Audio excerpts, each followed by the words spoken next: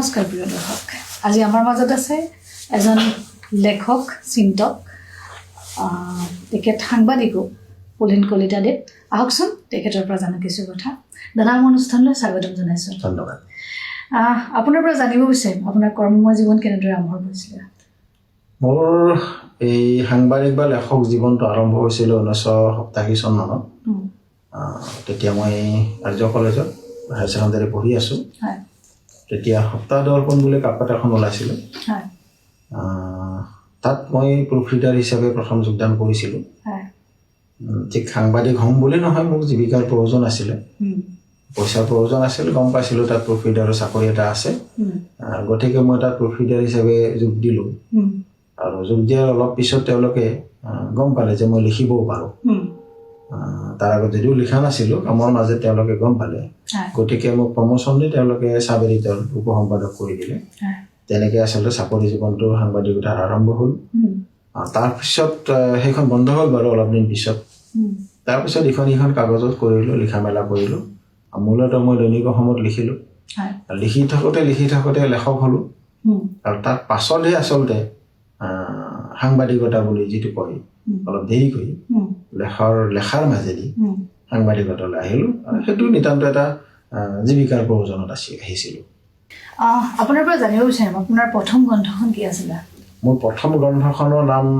ভূপেন হাজৰিকাৰ প্ৰীতি দিগবলয়ৰ গতিশীল গীতবোৰ এইটো 95 চনত ওলাইছিলে 1995 চনত এইখন আচলতে ভূপেন হাজৰিকাৰ গানৰ এটা সাংস্কৃতিক বা ৰাজনৈতিক বিশ্লেষণ আৰু প্ৰবন্ধকেইটা ওলাইছিল দৈনিক অসমত 1982 চনৰ পৰা ধাৰাবাহিকভাৱে সেই প্ৰবন্ধৰ সংকলন হয় নেকি সেইখন প্ৰবন্ধৰ সংকলন সেই গোটেইকেইটা প্ৰবন্ধ পাছত সংকলন কৰি উলিয়াইছিলোঁ সেইখন প্ৰথম কিতাপ ভূপেন হাজৰিকাৰ বিষয়ে আৰু এতিয়ালৈকে কিমানখন গ্ৰন্থ আপুনি প্ৰণয়ন কৰিছে এতিয়ালৈকে মোৰ নিজৰ আৰু সম্পাদনাকে ধৰি 22খন হ'ল 22খন হ'ল আমাৰ ওচৰত এখন বিশেষ কিতাপ হাতত আছে দৰ্শক এখনৰ নাম আছে অসমীয়াৰ সংজ্ঞা আৰু অসমীয়াত্বৰ অস্তিত্ব এখন এটা বিশেষ প্ৰাসংগিক আৰু গুৰুত্বপূৰ্ণ বিষয়ৰ কিতাপ বুলি মই ভাবোঁ বৰ্তমান সময়ত এই কিতাপখন প্ৰণয়ন কৰাৰ আঁৰৰ বিষয়টো কি আছিলে এইটো যেতিয়া আমি এটা বৰ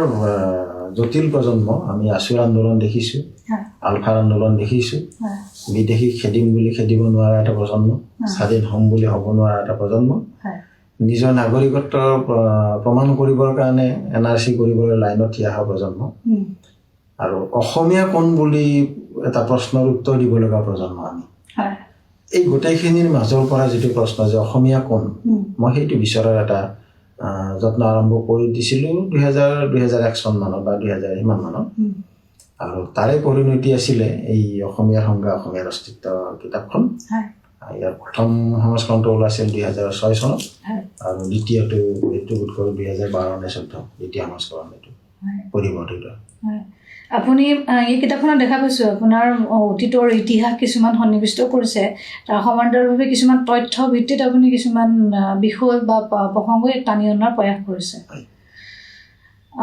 আপোনাৰ এতিয়া যিখন কিতাপ সেইখন কিতাপ আমি ছ'চিয়েল মিডিয়াত দেখিয়ে আছিলোঁ কিমান বিশাল এই সাগৰ এই কিতাপখনৰ প্ৰথমে আমি বেটুপাতটোৰ কথা ক'ব বিচাৰিছোঁ জুবিন গাৰ্গৰ ফটো দি দেখা পাইছে আপোনালোকে সকলোৱে তেখেতৰ যি এখন গীটাৰ লৈ থকা এটা যি কেপ বা টুপি পিন্ধে মানে আগবাঢ়ি যোৱা এটা পজিশ্যনৰ এখন ফটো চবেই জানে এই ছবিখন অইন কাৰো নহয় আমাৰ সকলোৰে হিয়াৰ আমঠু জুবিন গাৰ্গ এই কিতাপখনৰ বিষয়ে জানিম কি আছে কিতাপখনত এইখনত মই জুবিন গাৰ্গ মোৰ দৃষ্টিত এখন সাগৰ আছিল যিখন সাগৰ আছিলে অসমীয়া মানুহে আমি কোনেও বুজি নাপালোঁ তেওঁৰ মৃত্যু পৰ্যন্ত তাৰ মৃত্যুৰ পাছত আমি সেই সাগৰখনৰ মহত্ব বা বিশালতা গভীৰতা বুজাৰ যত্ন কৰিছোঁ সেই বস্তুটো থিমটো যে জুবিনৰ সাগৰখন কেনেকুৱা আছিল তাত কি আছিল কেনেকৈ জুবিন গাৰ্গ হৈছিল জুবিন গাৰ্গ তেওঁৰ একেদিনাই হৈ উঠা নাছিল জীৱন বৰঠাকুৰৰ পৰা বল্লীৰ পৰা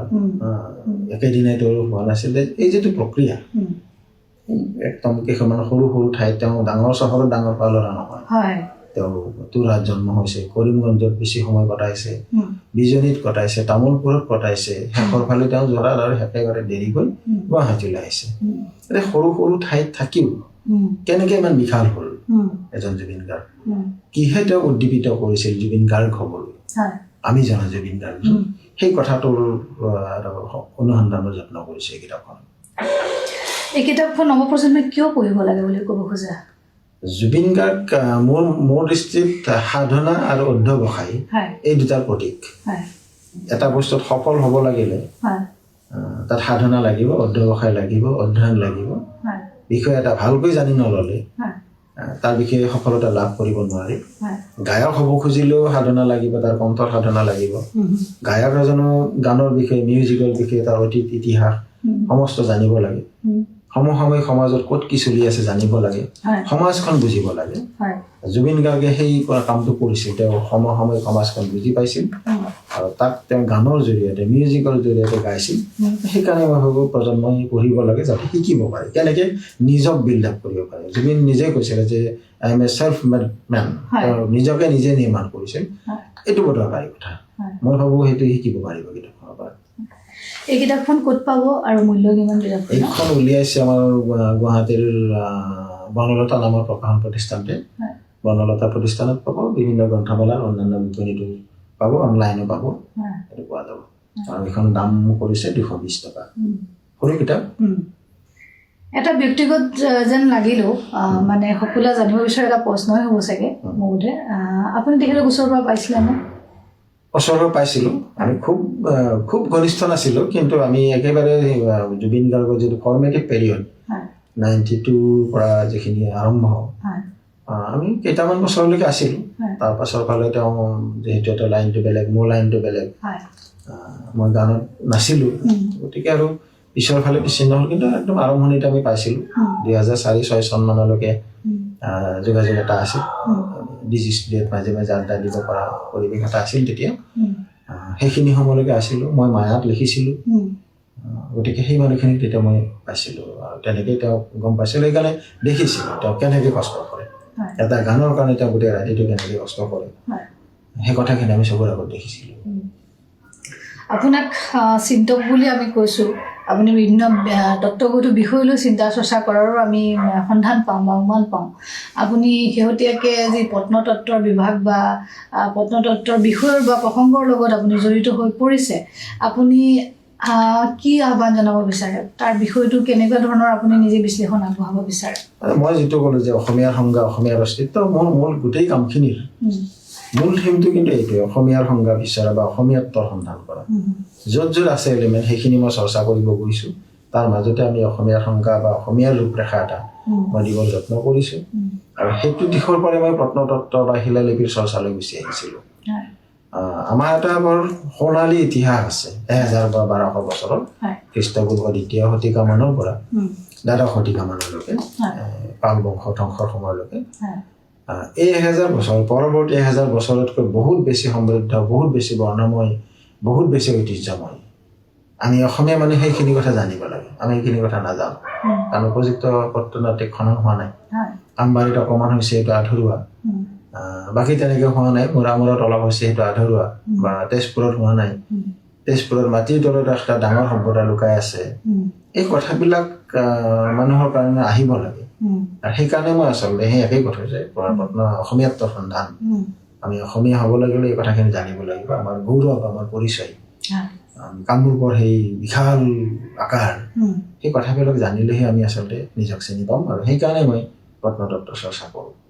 হয়, সাংবাদিকতা জীৱন আপুনি কিমান সময় আগবঢ়ালে? সাংবাদিকতাৰ সেৱা প্ৰায় 40 বছৰ, যদি 1987 চন যদি আৰম্ভণি ধৰোঁ, প্ৰায় এতিয়ালৈকে। এতিয়া বাৰু মই কৰ্মৰত নহয়, প্ৰায় 40 বছৰ এৰাধাৰভাৱে আছোঁ এইটো জীৱিকাত, এইটো কামত।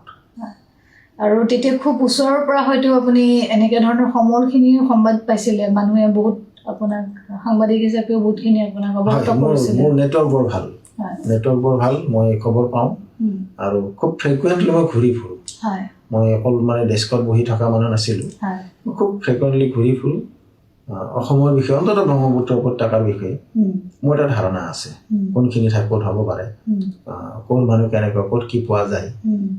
কাৰণ মই খুব ফ্ৰিকুৱেণ্টলি ক'লোঁ ঘূৰি ফুৰোঁ, মোৰ নেটৱৰ্ক ভাল, মই যোগাযোগ কৰিব পাৰোঁ বৰ সহজতে।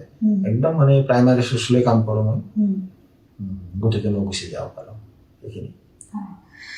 প্ৰিয় দৰ্শক, এয়া আছিল পুলিন কলিতা। তেখেতৰ পৰা জানিলোঁ আমি কিছু কথা। তেখেতে জনালে অসমীয়াৰ অস্তিত্ব তথা অসমীয়াত্ৰাৰ সন্ধানত তেখেতে নামি পৰিছে আৰু তেখেতে অকল লেখা মেলাৰে নহয়, বিভিন্ন সন্ধান বা প্ৰত্নতত্ত্ব বা পুৰাতত্ত্ব বিভাগৰ সমলৰ সন্ধানতো তেখেতে ব্ৰতী হৈ আছে। দাদা, আপোনাক শুভেচ্ছা জনালোঁ অনাগত সময়ৰ বাবে। আগবাঢ়ি যাওক, অসমীয়াৰ বাবে দি যাওক বহু অমূল্য উপহাৰ। এয়া আছিল পুলিন কলিতা। আৰু এজন ব্যক্তিক এনেধৰণৰ আৰু এটা অনুষ্ঠানত লগ পোৱাৰ প্ৰতিশ্ৰুতিৰে আজিলৈ ইমানতে সামৰিলোঁ। নমস্কাৰ।